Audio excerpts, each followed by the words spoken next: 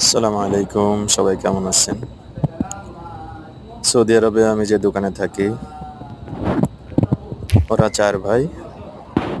এই যে তার মধ্যে এই যে একজন হলো ছোট।